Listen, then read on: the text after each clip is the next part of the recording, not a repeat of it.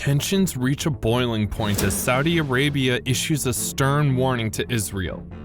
Cease the ground invasion of Gaza immediately, or risk plunging the region into an endless cycle of violence and bloodshed. With the humanitarian crisis intensifying, can collaborative international efforts broker a ceasefire and prevent further calamity? In our video today, we embark on a profound exploration of Saudi Arabia's unwavering message to Israel, cautioning against any ground operation in Gaza. This warning acts as a poignant mirror reflecting the intricate moral and ethical challenges that loom over the international stage, particularly within the chambers of the United Nations Security Council.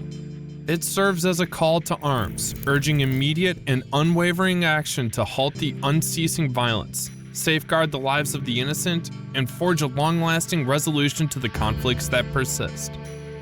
Saudi Arabia's concerns resonate far beyond the borders of the Middle East. They echo through the corridors of global security and peace, with a resounding alarm that Israel's military endeavors may cast a shadow of dire consequences on the world. To avert the looming humanitarian crisis, Saudi Arabia passionately implores for a swift and comprehensive ceasefire, in a bid to cease the suffering of the Palestinian populace. Moreover, the kingdom underscores the pressing need for humanitarian aid to be channeled into Gaza, a lifeline intended to alleviate the harrowing plight faced by the Palestinian people.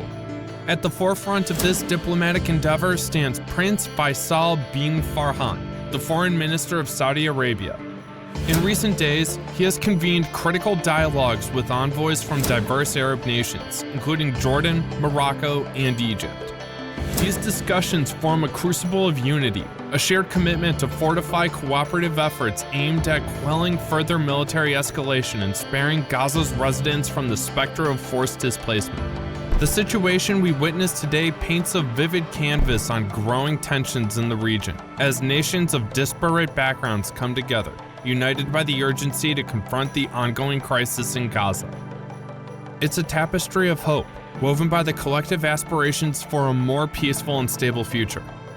In the ongoing conflict in Gaza, Saudi Arabia has called for international support to provide regular relief and medical assistance to the region.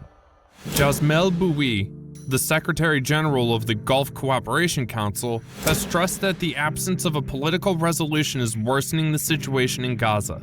He emphasized that the United Nations Security Council bears the primary responsibility for fostering peace and security in the Middle East. Meanwhile, Israel has continued its military campaign, advising the Palestinian population in Gaza to temporarily relocate to the southern regions for their safety. Israel has expanded its air and ground operations, alleging that Hamas is using civilian areas for military purposes.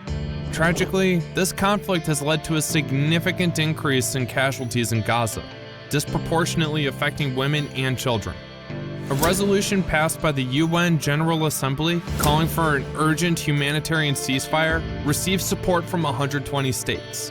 However, Israel rejected this resolution. In response, the Saudi Crown Prince engaged in a conversation with the President of Iran, emphasizing the need to halt what they referred to as war crimes against Palestine. This dialogue took place during the Asia-Pacific Economic Cooperation Leaders Informal Meeting in November 18, 2022 in Bangkok, Thailand. Saudi Crown Prince Mohammed bin Salman and the President of Iran discussed the ongoing conflict between Israel and Hamas over the phone. The conflict had erupted when Hamas launched a significant attack on Israel during the weekend. In a noteworthy development, this conversation marked the first contact between Ibrahim Ra'i, the head of Iran, and Saudi Crown Prince Mohammed bin Salman after an unannounced reconciliation in March. It occurred in the wake of a sudden and severe multi-pronged attack by Hamas on Israel, which included breaching the border fence and led to a full-scale war, resulting in more than 1,500 residents entering Israel during the crisis. As the conflict escalated, an estimated 5,000 rockets were launched into Israeli towns and cities, leading to a tragic loss of over 1,300 lives during the relentless and hours-long attacks primarily in the southern districts of Gaza. Among the victims, approximately 150 were innocent civilians, including women, men, and children. Additionally, several individuals were kidnapped and held as prisoners by the attackers in Gaza. Israel responded with heavy airstrikes, stating that their actions were aimed at targeting terrorist infrastructure in locations where Hamas operated or hid. In an attempt to minimize harm to civilians, Israel issued evacuation alerts to residents in areas it intended to strike. Both internationally and regionally, diplomatic efforts were in motion to de-escalate the ongoing crisis. Saudi Crown Prince Mohammed bin Salman engaged in discussions with various international and regional parties to address the situation. In their conversations, they underscored the urgent need to halt what they considered to be war crimes against Palestine. On September 20th, 2023, Iranian President Ibrahim Raisi addressed a press conference at the United Nations headquarters in New York City during the 78th United Nations General Assembly. Authorities in Gaza reported that Israel's retaliatory campaign involving airstrikes and artillery attacks had resulted in the tragic loss of over 1,000 civilian lives. Concerns grew regarding the fate of hostages held by Hamas in Gaza, including Israeli citizens, foreigners, and dual nationals. Amid these escalating tensions, analysts observed that the conflict had severely impacted the prospects for peace between Israel and Saudi Arabia, a nation that is home to some of Islam's holiest sites. The government of US President Joe Biden has been actively involved in the process. Iran has sought various benefits from Washington, including security assurances and assistance in developing a civilian nuclear program. Iran maintains that it was not involved in the attack that took place on Saturday, despite its long-standing military and financial support for Hamas. On the other hand, US President Joe Biden, during a roundtable discussion at the White House, informed leaders of the American Jewish community that he had instructed Iran to stay out of the dispute between Israel and Hamas, a group supported by Iran.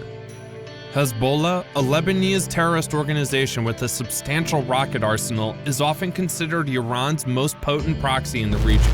The conflict in the south has led to multiple violent clashes along the northern border, including an incident where 3 Israeli troops were killed in a terrorist attack claimed by the Palestinian Islamic Jihad.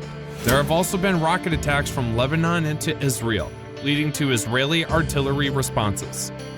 In March, Saudi Arabia and Iran announced that they had reached an agreement to resume relations, thanks to mediation by China.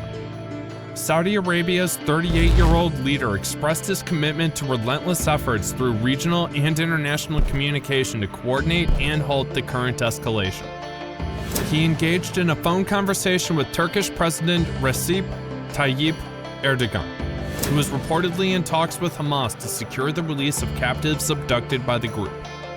On September 20th, 2023, during the United Nations General Assembly in New York, Turkish President Recep Tayyip Erdogan, who was also recently reconciled with Israel, maintained his support for Hamas and refrained from denouncing the organization for its actions. He criticized the West for what he perceived as blind support for Israel and called for moderation from all sides. Amidst this turmoil, it's essential to note that there are acute shortages of necessities for Gaza's 2.3 million citizens due to the ongoing fighting and embargoes. These shortages have added to the humanitarian crisis in the region.